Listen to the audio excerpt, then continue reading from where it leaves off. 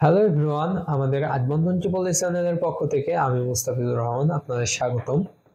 আপনাদের জন্য একটি নতুন ভিডিও নিয়ে এসেছি। এই ভিডিওতে আপনারা জানতে পারবেন how does circuit breaker work A circuit breaker. তো চলুন আমরা জেনে নিই সার্কিট ব্রেকার সম্পর্কে এবং এই সার্কিট ব্রেকার কিভাবে কাজ করে এই বিষয়ে।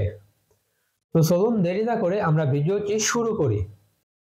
সার্কিট ব্রেকার, একটি সার্কিট ব্রেকারের চিত্র। একটি সার্কিট ব্রেকার আধুনিক বিশ্বের একটি একেবারে প্রয়োজনীয় ডিভাইস এবং আপনার বাড়ির সবচেয়ে গুরুত্বপূর্ণ নিরাপত্তা ব্যবস্থাগুলির মধ্যে একটি। সার্কিট ব্রেকারের চিত্র। যখনই কোনো বিল্ডিংয়ে বৈদ্যুতিক তারের মাধ্যমে খুব বেশি কারেন্ট প্রবাহিত হয়, তখন এই সাধারণ মেশিনগুলি বৈদ্যুতিক কেটে দেয় যতক্ষণ না কেউ সমস্যাটি সমাধান করতে পারে। এটি সার্কিট ব্রেকারের আরেকটি চিত্র। সার্কিট ব্রেকার ব্যতীত সাধারণ তারের সমস্যা এবং সরঞ্জামের ব্যর্থতার ফলে আগুন এবং অন্যান্য মারপিটের সম্ভাবনার কারণে গৃহস্থলীর বৈদ্যুতিক ব্যবহার করা যাবে না। একটি সার্কিট ব্রেকারের আরেকটি চিত্র।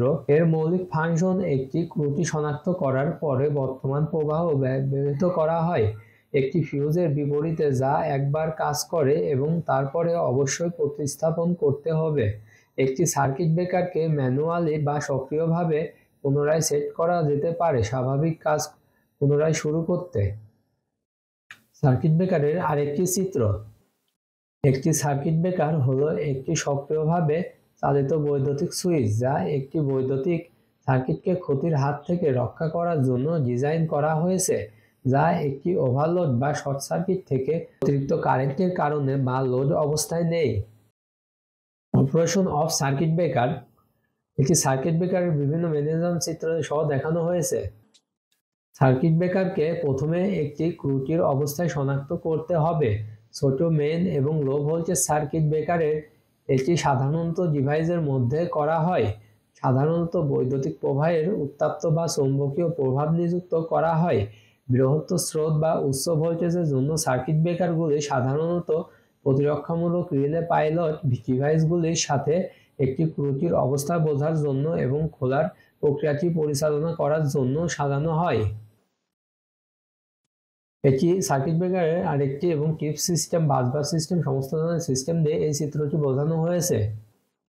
এটির জন্য সাধারণত একটি পৃথক শক্তি উৎস প্রয়োজন, যেমন একটি ব্যাটারি। যাই হোক, কিছু উচ্চ ভোল্টেজ সার্কিট ব্রেকার বর্তমান ট্রান্সফরমার, প্রতিরক্ষামূলক রিলে এবং একটি অভ্যন্তরীণ নিয়ন্ত্রণ শক্তির উৎস সহ স্বয়ংসম্পূর্ণ। একবার একটি ত্রুটি শনাক্ত করা হলে সার্কিট ব্রেকার পরিচিতগুলোকে অবশ্যই সার্কিটকে বাধা দিতে খুলতে হবে। এটি সাধারণত ব্রেকারের মধ্যে থাকা যান্ত্রিকভাবে সঞ্চালিত শক্তি ব্যবহার করা হয়, যেমন একটি স্প্রিং বা সংশ্লিষ্ট বায়ু পরিচালিতগুলোকে আলাদা করতে।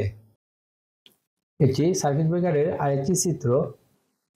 সার্কিট ব্রেকারগুলি পরিচিতগুলোকে আলাদা করার জন্য ত্রুটির কারণে সৃষ্ট উচ্চতার কারেন্ট ব্যবহার করতে পারে, যেমন তাপীয় প্রসারণ বা চৌম্বকীয় ক্ষেত্র।